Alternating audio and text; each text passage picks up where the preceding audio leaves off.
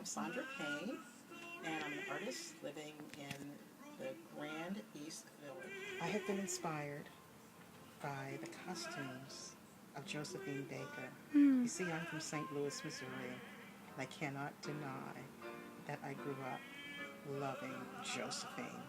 So in my apartment, there are all kinds of Josephine images.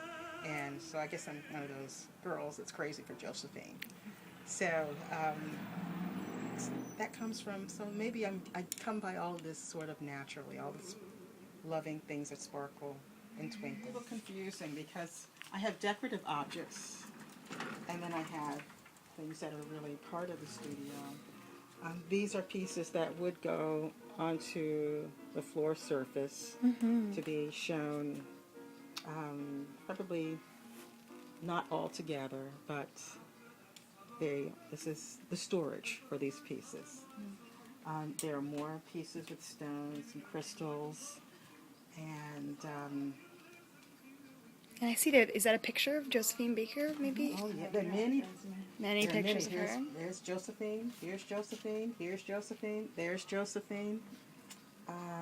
On the table, I have one of Josephine. I'll show you that a little later. On the other side is Josephine. There she is. Here she is. Here she is. Oh, that's a nice one. I love that picture. Yeah. And there she is. The pieces in some ways. Well, when I was living in Florida in the orange grove in the trailer, I would listen to Bobby Short and think someday I'm going to come to New York and I'm going to meet him and I'm going to go to the Carlisle. And you know, it's like, you're living in an orange grove. And it took years, but I finally met him at the Studio Museum. And I went up to him and I said, Mr. Short, I said, when I was younger and I was living in the orange grove. And he said, oh my.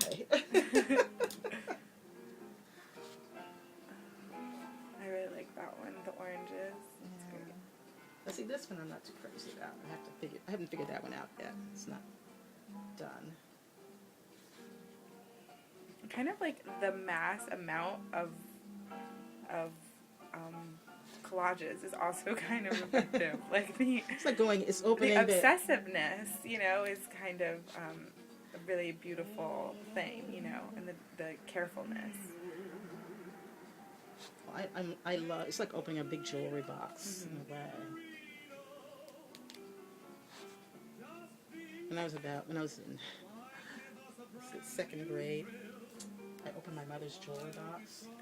And she had this beautiful necklace, and I was just so enthralled with this necklace. And I took it out and I wore it to school.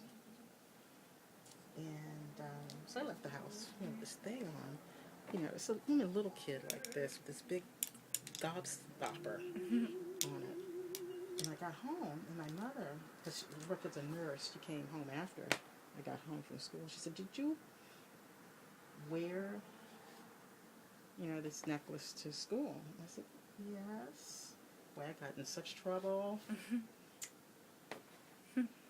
Little did she know that it was the beginning. Yeah, little did she know. That's only Little the did beginning. she know.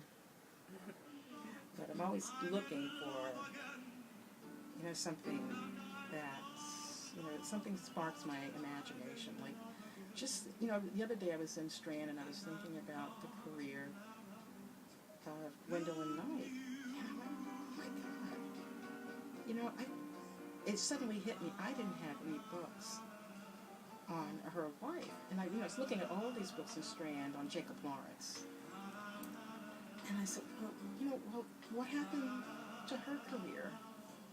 And I was just driven. When I came home, I just kind of just went crazy looking and ordering books. So one came yesterday from their time at Black Mountain College. And so I read that last night.